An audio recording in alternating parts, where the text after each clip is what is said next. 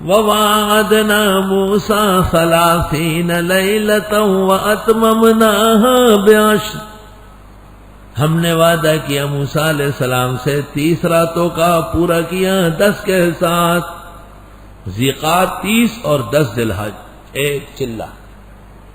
ایک چلہ ثابت ہو گیا بڑی مشکلوں سے۔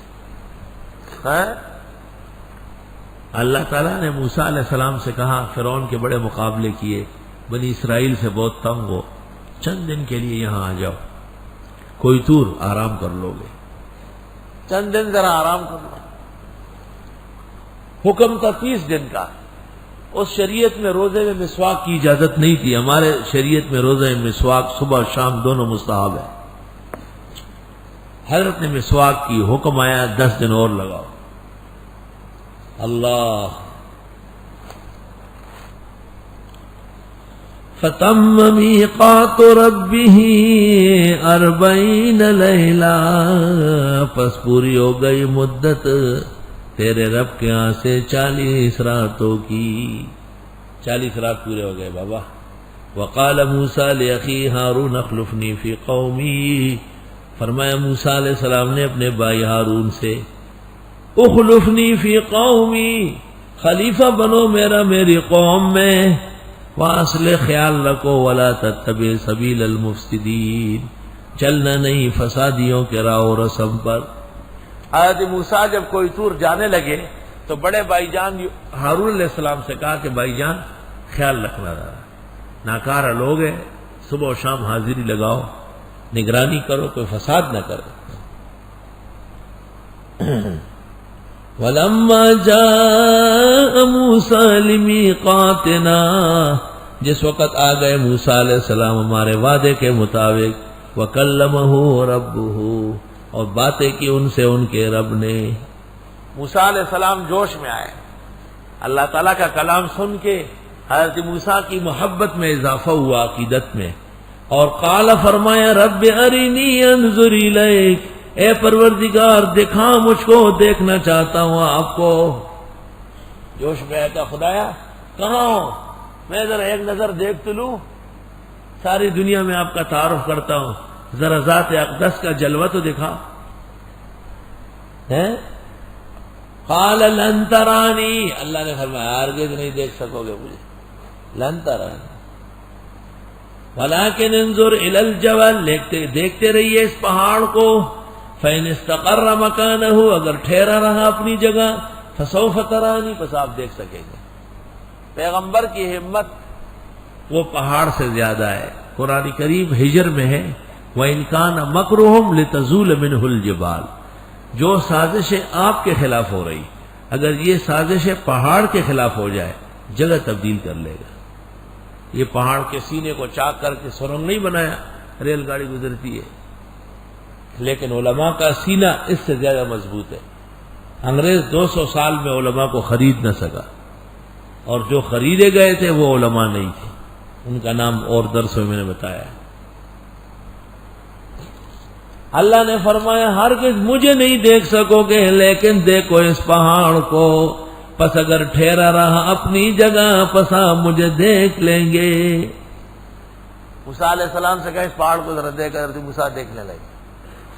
فَلَمَّا تَجَلَّى رَبُّهُ لِلْجَبَلِ، جس وقت تجلی ڈالی موسیٰ علیہ السلام کے رب نے پہاڑ کی طرف، جَعَلَهُ دَكَّا، کر دیا اس کو ریزہ ریزہ، وَخَرَّ مُوسَىٰ صَعِقًا، اور گر گئے موسیٰ علیہ السلام بے ہوش ہو کر۔ فَلَمَّا أَفَاقَ، جس وقت حضرت ہوش میں آئے، قَالَ سُبْحَانَكَ، فرمایا تیری ذات پاک ہے کہ تجھے دنیا کی آنکھیں دنیا میں دیکھے،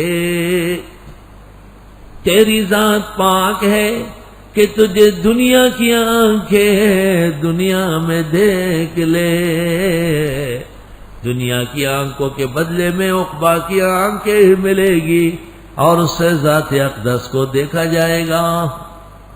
سبحانکا، تیری ذات پاک ہے، تبت الیکا، توبہ کرتا ہوں تیرے سامنے، وانا اول المؤمنین، اور میں پہلا پکا یقین کرنے والا ہوں۔ اللہ تعالیٰ نے ایک تجلی ڈالی ذات کی کوہ طور پر، اور وہ جلس کر راک ہو گیا، اتنا بڑا پہاڑ، اور موسیٰ صرف بے ہوش ہو کے گرا۔ کچھ دیر پڑے رہے، پھر ہوش میں آئے، دیکھا تو پہاڑ کے دھوئیں نکل رہے ہیں۔ کہتے ہیں وہی سے سرما پیدا ہوا ہے، سرما۔ اور ایک شاعر نے کہا ہے کہ دعویٰ کروں گا حشر میں موسیٰ پہ قتل کا، کیوں اس نے بو دیا میرے قاتل کے تیغ کو۔ حضرت موسیٰ نے خامخواہ کہا رب ارنی انظر الیک، تو اللہ تعالیٰ نے کوئی طور پر تجلی ڈالی، اور وہ جھلس کر سرما بنا، اور وہ سرما محبوب نے ڈالا، اور اس کی وہ پیاری پیاری آنکھیں جو ہے میری آنکھوں میں لپ گئی۔ دل کی نہیں تقصیر مکن آنکھیں ہے ظالم، یہ جا کے نہ لڑتی وہ گرفتار نہ ہوتا۔ مولانا روم بھی فرماتے ہیں آدمی دی دست باقی پوستس، دید آباشد کے دید دوستس۔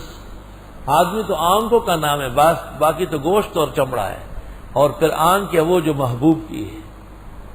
آدمی دی دست باقی پوستس، دید آباشد کی دید دوستس۔ قال سبحانکا تبت الیک وانا اول المؤمنین۔ اور ایک شاعر نے کہا ہے، بے ادب نے، ایک گستاخ بدعتی شاعر نے کہا ہے موسیٰ ز ہوش رفت بیک جلوے صفات، موسیٰ ز ہوش رفت بیک جلوے صفات، تو عین ذات می نگری در تبسمیں۔ موسیٰ کو تو ایک جلوہ پڑا اور وہ گر گیا، اور آپ اللہ تعالیٰ کو دیکھ رہے تھے اور ہنس رہے تھے۔ اور بخاری اور مسلم میں ہے، ام المومنین فرماتی ہے ثلاث من تکلم بواحدۃ منہن، تین باتیں ہیں جس نے ایک بھی کہی فقد اعظم علی اللہ الفریا، اس نے خدا پر بڑا جھوٹ بولا۔ من قال ان محمدا رأى ربہ، جو یہ کہے کہ حضرت نے خدا کو دیکھا ہے فقد اعظم علی اللہ الفریا، اس نے خدا پر بڑا جھوٹ گڑا۔ ومن قال ان محمدا خان فی النبوہ فقد اعظم علی اللہ الفریا، جو یہ کہے کہ رسول اکرم نے نبوت کے بیان میں خیانت کی، وہ بھی اللہ پر جھوٹ بول رہا ہے۔ ومن قال ان محمدا یعلم ما فی غد فقد اعظم علی اللہ الفریا، اور جو یہ کہے کہ حضرت صلی اللہ علیہ وسلم کل کی باتیں جانتے ہیں، وہ بھی بڑا جھوٹا ہے۔ تو ام المومنین جیسی مفتیہ جس کے لیے پیغمبر فرماتے ہیں دین کے دو حصے بلکہ ایک حصہ اور تین حصے حمیرہ سے حاصل کرو، خذوا ثلث دینکم من الحمیرہ۔ اللہ یا رب